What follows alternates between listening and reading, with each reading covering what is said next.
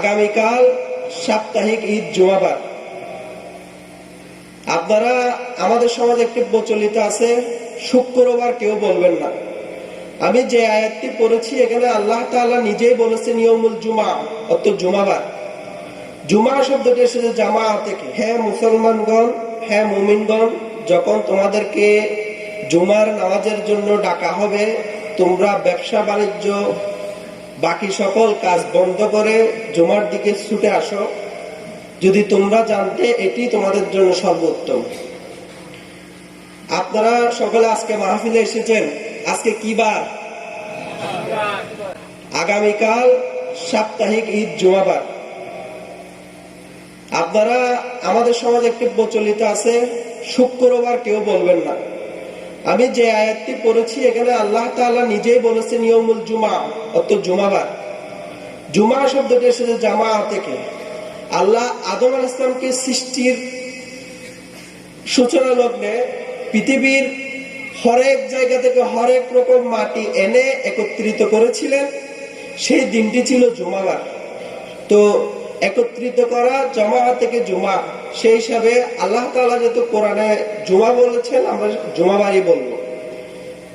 আল্লাহ তাআলার একটি বৈশিষ্ট্য, একটি সুন্নত হচ্ছে তিনি একটি জিনিসের উপর আরেকটি জিনিসকে প্রাধান্য দেন, গুরুত্ব দেন। যেমনি আমাদের অনেক জায়গা রয়েছে পৃথিবীতে, অনেক দিন রয়েছে, অনেক রাত রয়েছে। আমি আপনাদেরকে কয়েকটি সহজ প্রশ্ন করব, আপনারা আমার সাথে সাথে উত্তর করবেন। যদি আপনারা না পারেন আমি বলবো। আমাদের বছরের মধ্যে 365 দিন, এর মধ্যে সর্বোত্তম দিন কোনটি আপনারা কি জানেন? ইয়াউমুল আরাফা। আরাফার দিন হচ্ছে 365 দিনের মধ্যে শ্রেষ্ঠ দিন। সেই হিসাবে 12 মাসের মধ্যে শ্রেষ্ঠ মাস কোনটি আপনারা কি জানেন? রমজান মাস। কোরআন নাজিলের মাস হিসেবে রমজানের মর্যাদা 12 মাসের মধ্যে সর্বোত্তম। 365 রাতের মধ্যে কোন রাতটি সর্বোত্তম? লাইলাতুল কদর। এবং সাপ্তাহিক 7 দিনের মধ্যে সর্বোত্তম দিন কোনটি? জুমা। আপনারা, আমি বলছি আপনারা শুনছেন, এটুকু সীমাবদ্ধ থাকলে হবে না। মাহফিলে আসছেন, কয়েকটি কথা শুনছেন, চলে গেছেন, এগুলো লাইফে কার্যকর করতে হবে। What is the message of this program, what we have learn, আমরা এখানে কেন আসলাম, কি শিখলাম, এগুলোর একটি পরিমাপ আমাদের থাকতে হবে। আসলাম, শুনলাম, চলে গেলাম, এভাবে হলে হবে না, কিছু শিখে যেতে হবে। সেই হিসাবে আমি আগামীকাল জুমাবারের কয়েকটি ফজিলত আপনাদের সামনে বর্ণনা করব।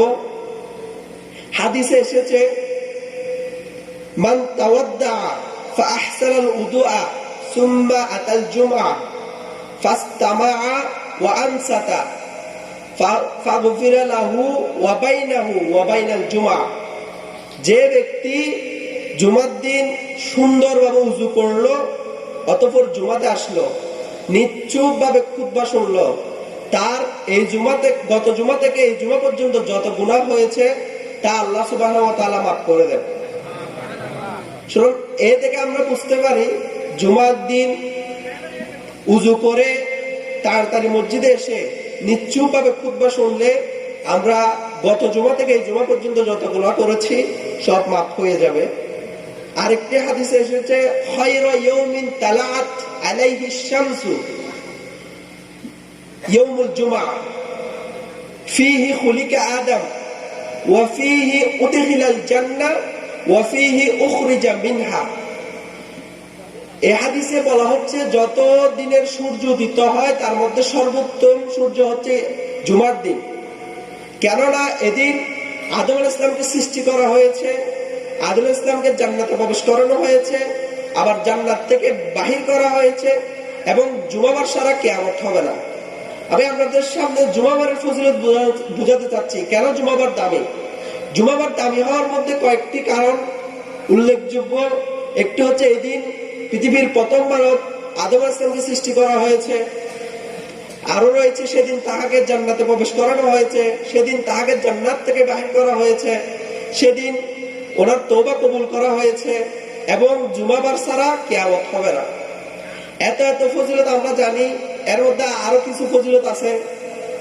একটি হাদিসে বর্ণিত আছে, জুমাবার ফজরের নামাজের পর পর যেসব মসজিদে জুমা হয় সেসব মসজিদের দরজায় উপর গিয়ে ফেরেশতারা হাজির হন এবং সাথে খাতা কলম রাখেন। সর্বপ্রথম যে ব্যক্তিটি মসজিদে উপস্থিত হয় তার জন্য আল্লাহর রাস্তায় একটি উট কুরবানি দেওয়ার সমপরিমাণ সওয়াব হয়। দ্বিতীয় পর্যায়ে যিনি উপস্থিত হন তার জন্য একটি গরু কুরবানি দেওয়ার সমপরিমাণ সওয়াব হয়। তৃতীয় পর্যায়ে যিনি উপস্থিত হন তার জন্য একটি দুম্বা কুরবানি দেওয়ার পরিমাণ সওয়াব হয়। পর্যায়ক্রমে একটি মুরগি, একটি ডিম। প্রথম 5 জন ব্যক্তিকে সম্মানিত করা হলো, এর পরবর্তীতে লিখিত থাকে, কিন্তু প্রথম 5 জন হচ্ছে সর্বোত্তম ব্যক্তি। তবে এই লিখা চলে ইমাম সাহেব যতক্ষণ খুতবার মিম্বরে না ওঠেন। ইমাম সাহেব খুতবার মিম্বরে উঠে গেলে ফেরেশতারা খাতা বন্ধ করে ওনারাও খুতবা শুনতে বসে যান। সেখান থেকে আমরা বুঝতে পারি খুতবা শোনার ফজিলত এবং জুমাবারের গুরুত্ব। আমি আপনাদের সামনে কয়েকটি বৈশিষ্ট্য এবং উদাহরণ পেশ করেছি যে জুমাবারের কত ফজিলত। সুতরাং আমরা সকলেই জুমাবারে দ্রুত যত তাড়াতাড়ি সম্ভব জুমার মসজিদে উপস্থিত হওয়ার চেষ্টা করব। সর্বনিম্ন মসজিদে খুতবা শুরু হওয়ার আগ পর্যন্ত ফেরেশতারা খাতা কলম দিয়ে লিখতে থাকেন। আরেকটি ফজিলত সেটি হচ্ছে জুমাবারে এমন একটি সময় আছে যেই সময়ে দোয়া করলে আল্লাহ তাআলা ফেরত দেন না।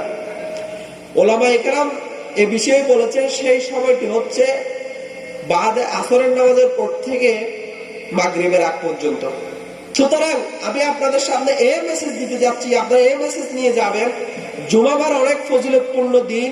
এই দিনে এমন একটি সময় আছে যে সময় দোয়া করলে আল্লাহ কখনো ফেরত দিবেন না ইনশাআল্লাহ। এবং যত দোয়া করেন আল্লাহর কাছে পৌঁছাবে না যতক্ষণ আপনি আল্লাহর কাছে তওবা না করবেন। এবং আল্লাহর যদি হক নষ্ট করেন, আল্লাহর অপরাধ করেন, তাহলে আল্লাহ তাআলা তওবা করলে মাফ করে দিবেন। কিন্তু আমি যেসব অপরাধের কথা আপনাদের সামনে তুলে ধরেছি সেই সব অপরাধ আল্লাহর কাছে মাফ চাইলেও হবে না, এটি বান্দার হক। আসুন আমরা সব ভেদাভেদ ভুলে গিয়ে মুসলিম ভাই রাজনৈতিক মতাদর্শ ভিন্ন থাকতে পারে, আসুন তওবা করি। আগামীকাল জুমার দিন আল্লাহ অবশ্যই আমাদের তওবা কবুল করবেন। সব ভেদাভেদ ভুলে গিয়ে তওবা করে অবশ্যই ইস্তেসকার নামাজ পড়ব। এর আগে তওবা করব, তওবা করে আল্লাহ তাআলার কাছে কান্নাকাটি করব। ইনশাআল্লাহ অল্প কয়েকদিনের মধ্যে আমাদের যদি তওবা কবুল হয় অবশ্যই বৃষ্টি আসবে। এবং আপনারা সবাই ফিলিস্তিনের মুসলমানদের জন্য যেমনি দোয়া করবেন, বাংলাদেশ যাতে সার্বভৌমত্ব সব ঠিক থাকে, বিদেশি অপশক্তির নজর থেকে যাতে বাংলাদেশ নিরাপদ থাকে, মুসলিম ভাইদের জন্য দোয়া করবেন, সোচ্চার থাকবেন যাতে আমাদের সব সার্বভৌমত্ব সহ ইসলাম ঈমান সব ঠিকঠাক থাকে। সবাই আমার জন্য দোয়া করবেন। আমি আপনাদের সামনে দোয়ার নিয়তে কয়েকটি কথা বলেছি। যদি ভুল কিছু বলে থাকি আপনাদের স্মৃতিপট থেকে আল্লাহ মুছে দিক। যদি আমল করার মতো ভালো কিছু বলে থাকি তাহলে আল্লাহ সর্বপ্রথম আমাকে আমল করার তৌফিক দান করুক, তারপর করে আপনাদেরকে আমল করার তৌফিক দান করুক। সবাই দোয়া করবেন। আজকে এখানেই শেষ করছি। আসসালামু আলাইকুম ওয়া রাহমাতুল্লাহি ওয়া বারাকাতুহু।